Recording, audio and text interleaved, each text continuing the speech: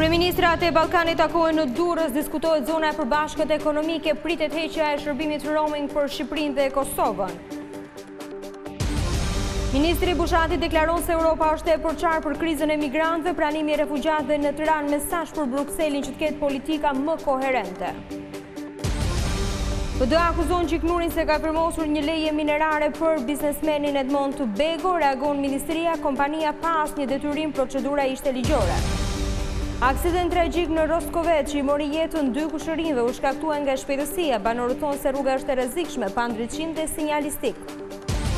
Shpallet lista me 5.000 fituesit në universitete, niveli kënaqshëm i studentëve të rinj, sidomos në degët më të kërkuara, regjistrimet bëhen në datën 30 gusht.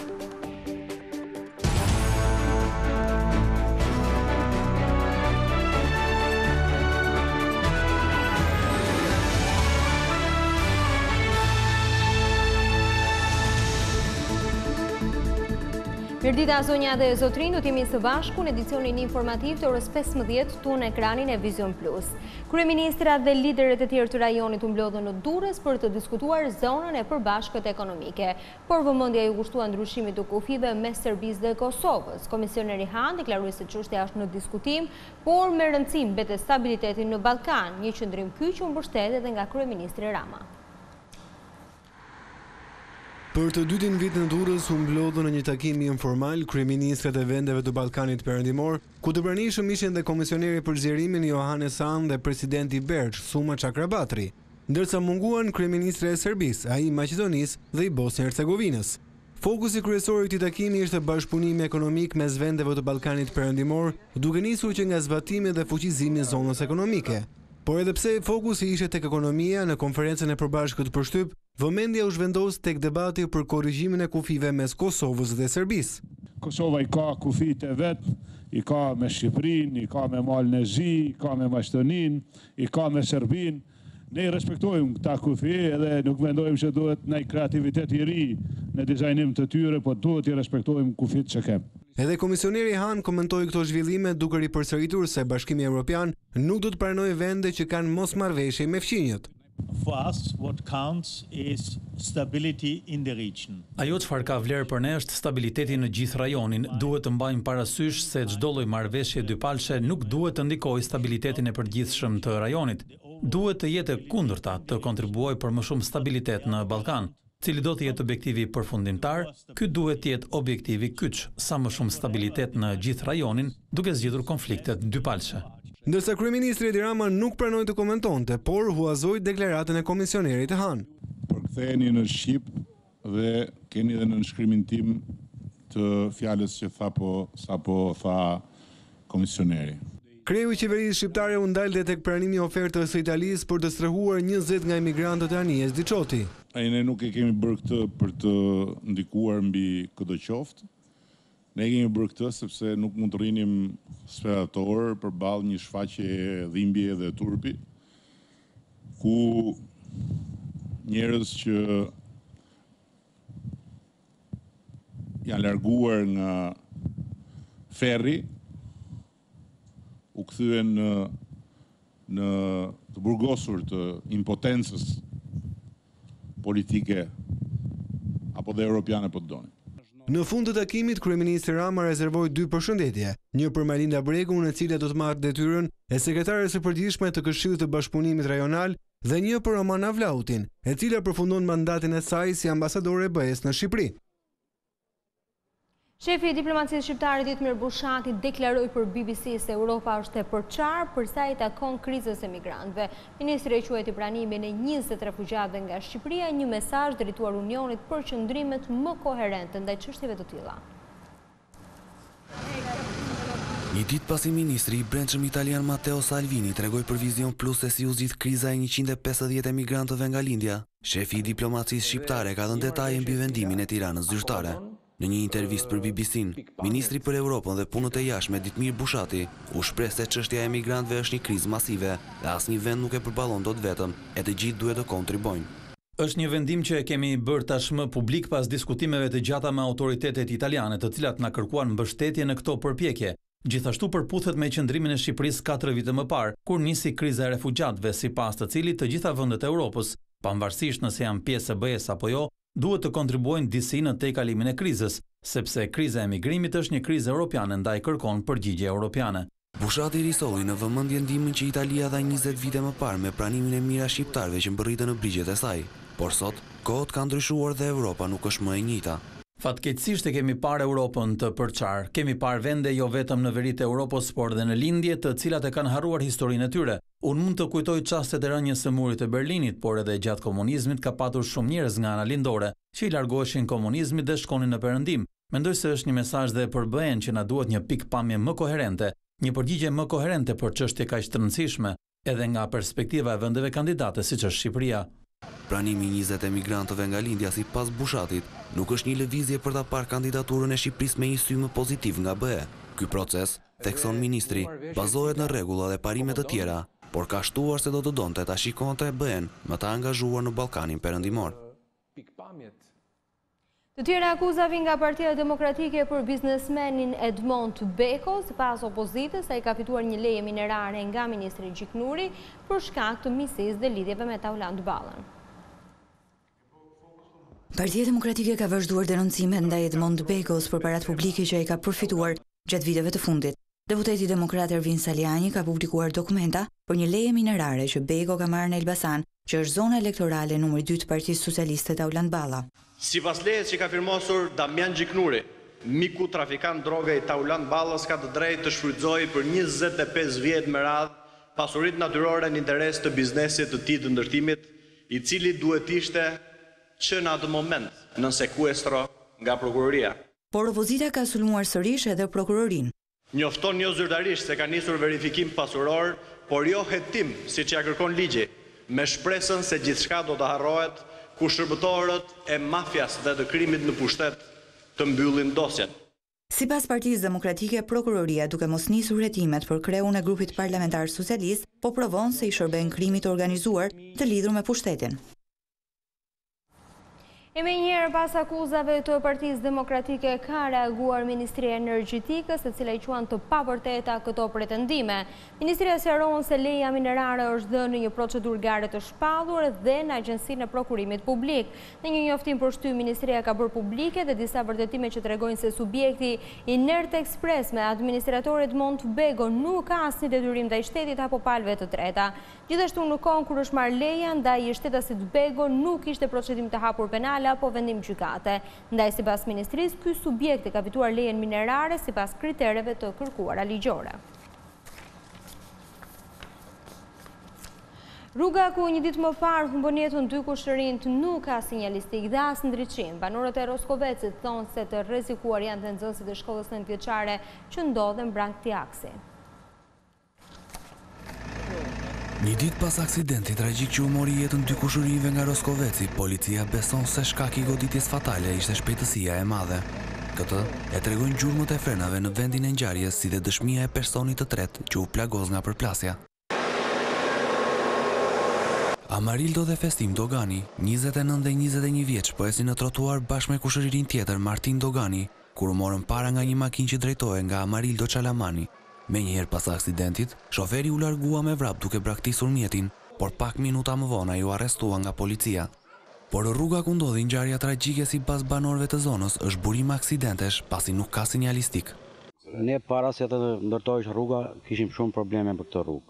Tani vjen një keqe më e madhe për neve. Një muaj që është bërë rruga, 3 aksidente janë ndodhur. Rruga është shumë problem, se është jashtë syrit të shtetit.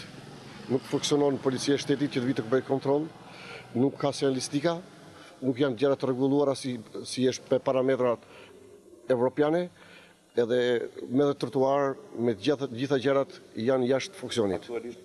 Kërkojmë një ndihmë edhe nga shteti edhe nga bashkia për këto sinjalistikat, për këto gjëra, se dhe këto janë burime aksidenti. Rruga është bërë jashtë çdo kriteri kryesorja dhe njerëz të pandërgjeshëm dhe faji jonë, për shembull, të pandërgjeshëm dhe të droguar të ashtu, ikin me shpejtësi të madhe. Këtu është qendër banor, është rreth 2 kilometra qendër banor, pa sinjalistik, pa bariera mbrojtëse, pa çdo gjë. Pranë kësaj rruge, ndodhet edhe një shkollë 9 vjeçare, nxënësit e të cilës kalojnë çdo ditë mes makinave. Ne këtu kemi një shkollë fillore deri në moshën deri në klasën e 5 në fjalë, edhe është në buzë rrugës. E pa mbrojtur pas një ka një trotuar 1 metrosh, rrezikohen fëmijët. Fëmijët janë të pavetëdijshëm duke lozur me njëri tjetrin me fjalë dalin në rrugë. Shumë problem, nga këtu ku jam unë që është bërë 3 aksidente, 50 metra e shkolla. Rruga jo nuk rri kur një sekond pa njerëz në rrugë. Kemi probleme me shkollën, fëmijët vënë në shkollë, shkolla fillon për 2 javë, dhe fëmijët nuk kanë garanci të vejnë në shkollë. Ne nuk i çojmë në shkollë, qofse nuk merren masa. Është 2 kilometër rrugë që është shumë e gjatë dhe njerëzit begar. Mungesa e ndriçimit dhe sinjalistikës nuk është problem vetëm në rrugët e fshatrave. Ajo vihet re edhe në akse me një qarkullim shumë herë më të madh, duke rrezikuar jetën e udhëtarëve dhe të kalimtarëve.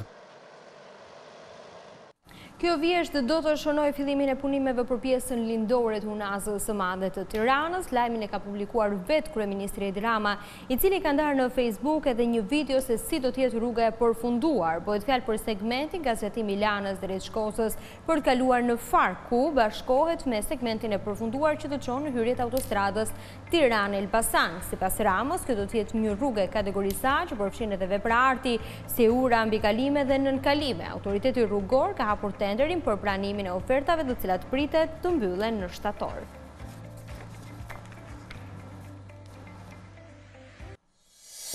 Identifikohet autori i sulmit në Florida, ai qelloi me armë pasi humbi lojën online, vrau 3 persona dhe plagosi shumë të tjerë, mes të cilëve dhe një shqiptar.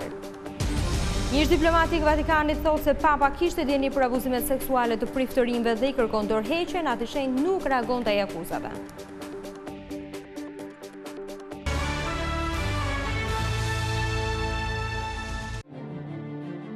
Korupcion, rishfet, abuzim, shkelje e ligjit, vjedhje, padrejtësi, dhunë. Të gjitha mund t'i denoncosh në adresën theting@vizionplus.tv, si dhe numrin e telefonit 00355 69 70 79 999. Vizion Plus do të shqyrtoj çdo rast, jo thjesht për ta publikuar atë, por edhe për të hetuar më shumë për shkeljet e raportuara. Dërgoni denoncimin tuaj me tekst, foto e video. Çdo dëshmi do të ketë përgjigje.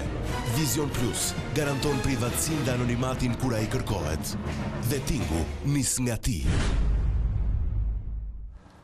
Shpallet lista e 5.000 të rinjve që kanë fituar të drejtën të ndjekin në universiteti, niveli i tyre sipas dekanëve është i kënaqshëm, sidomos në degët më të kërkuara. Regjistrimet nisin në 30 gusht, por të gjithë duhet të bëjnë kujdes me lëvizjet e listës. Shkollat e larta shpallin listën e 5.000 kandidatëve fitues në Universitetin e Tiranës. Drejtues të fakulteteve shprehen të kënaqur për nivelin e kandidatëve për student, ku në degët e ekonomisë dhe drejtësisë, mesatarja me ulët është 9.6, ndërsa në shkenca sociale dhe gjuhët e huaja mbi 7. E veçanta e këtij viti është se në Fakultetin e Drejtësisë bizotrojnë femrat. Si numër aplikantësh janë 10.850, pra më shumë se sa vjet. Ajo që verifikohet është cilësia e lartë e maturantëve. Nga nota mesatare 9.9 dhe me ulta për fituesit e shpallur në fazën e parë është 9.6. Dhe kemi një fenomen që ne nuk e kemi verifikuar vitin e shkuar në 700 vende në Fakultetin e Drejtësisë, 614 janë vajza, 86 janë djemë. Po na humbasin djemët në fakultet, drejtësinë, po na i marrin në dorë femrat. Në programin e filozofisë dhe në programin e sociologjisë, neve kemi aplikime me notë mesatare mbi 7 të studentëve sipas VKM-s, sepse këto janë programe që mbas mbarimit të studimeve bachelor ofrojnë të program në fushën e edukimit për mësues të shkencave sociale. Pike fort e këtij fakulteti është edhe mundësia që një pjesë të studimeve ta zhvillojnë edhe jashtë Shqipërisë, të rikthehen përsëri, të marrin diplomë dhe një diplomë e cila njihet në shumë vende si të Evropës, po ashtu edhe më gjerë. Në 30 gusht, universitetet nisin regjistrimet për pranimet e reja. Dekanët u bëjnë apel kandidatëve të ndjekin me kujdes lëvizjet e listës gjatë fazave 48 orëshe. Në faqet e çdo fakulteti kanë informacion të detajuar për udhëzimin, për afatet, për oraret. Fillon faza e parë në datën 30-31, janë faza 48 orëshe, si praktika e vitit kaluar. Regjistrimet për raundin e parë të pranimeve në universitete do të vijojnë deri në 12 shtator. Një ditë më pas në 13 është përcaktuar çregjistrimi për kandidatët që synojnë deg më të mira se ajo që kanë fituar, ndërsa në 15 shtator nis aplikimi për raundin e dytë të pranimeve. Në teritorin ku sot ndodhet Garda e Republikës, sipas opozitës, do të ndërtohen kulla të tjera. PD akuzon Veliaj se bashkë me Ramën po betonizojnë hyrjen e parkut të liçenit. Tani, Veliaj e ka rrugën e hapur që mbas fasadës së personit që do të bëj hyrjen për parkun, siç e ka quajtur projektin e kullave, të ndërtoj për interesa të mafias së ndërtimit dhe drogës kulla në tokën publike, në një nga zonat që duhet ishte e mbrojtur me ligj. Partia Demokratike është dhe do të jetë gjithmonë kundër këtij plani të Veliajt dhe Ramës. Një tjetër kontroll i autoritetit kombëtar të ushqimit në Pogradec dhe në Korçë është finalizuar me sekuestrimin e 308 kg mish qingji. Analizat e kryera në laborator treguan se sasia e mishit vinte nga kafshë të paregjistruara dhe të pa identifikuara. Për rrjedhoj, produkti ishte i pakontrolluar para dhe pas terjes së kafshëve.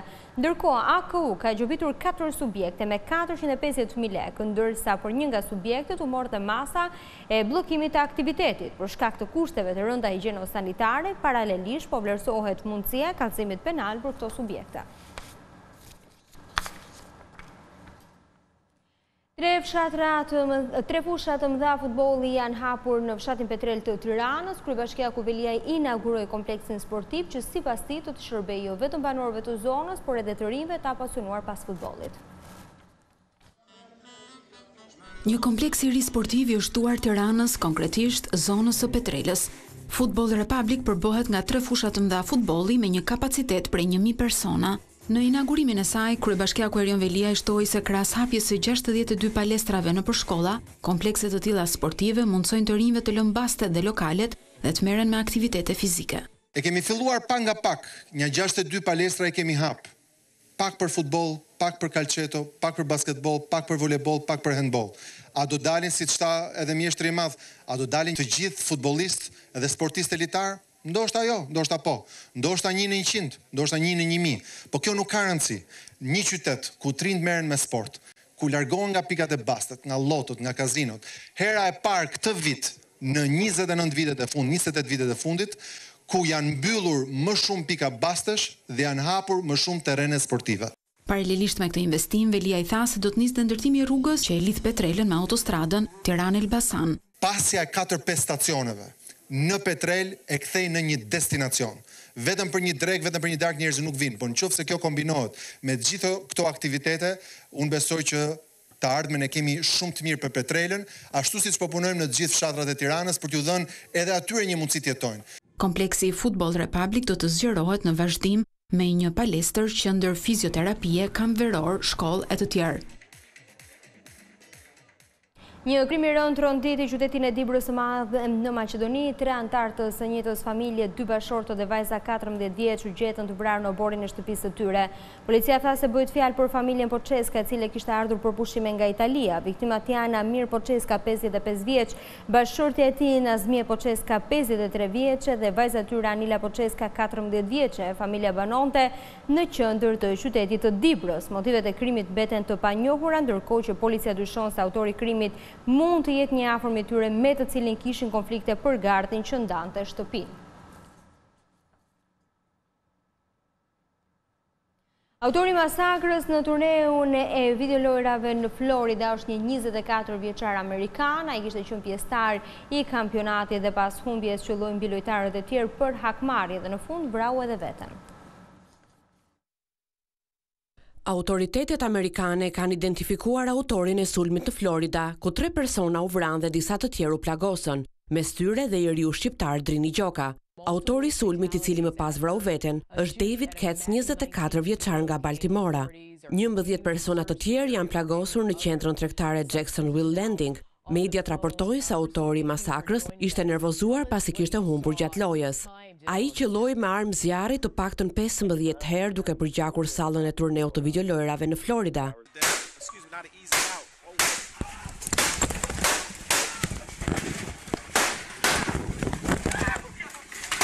Mes personave të plagosur është dhe 19 vjeçari shqiptar Drini Gjoka, i cili ka treguar përmes rrjetit social Twitter sa i ka qenë në turne dhe ka marrë një plak të lehtë në dorë.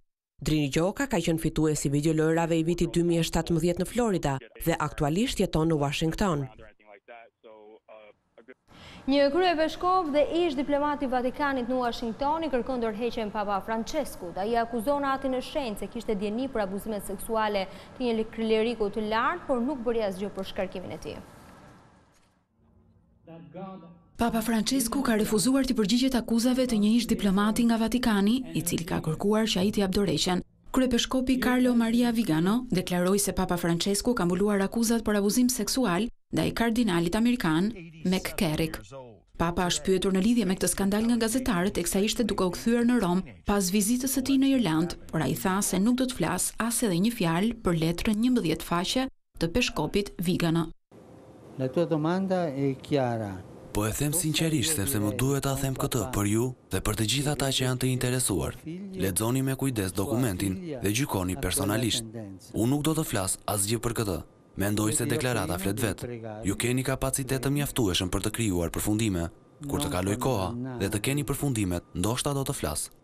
Kryepeshkopi Vigano pretendon se Papa Francesku e dinte për akuzat për abuzime seksuale të kardinalit amerikan 5 vjet përpara se të pranonte dorëheqjen e tij muajin e kaluar në moshën 88 vjeçare.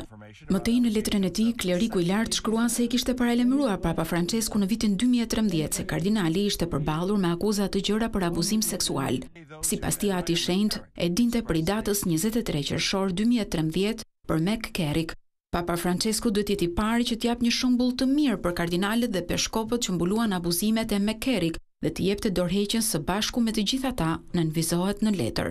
Megjithatë, kryepeshkopi Vigano nuk ka prodhuar asnjë provë me shkrim ose ndonjë provë tjetër për të verifikuar bisedën e tij të dyshuar në vitin 2013 me Papën.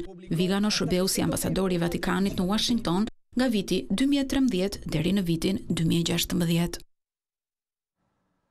Referendumi 30 shtatorit në Maqedoni gjen mbështetjen e të gjitha partive shqiptare. Ato kanë bërë të ditur se do të bëjnë fushat pro emrit të ri, ndërsa kanë edhe disa kushte përsa i takon statusit të gjuhës shqipe.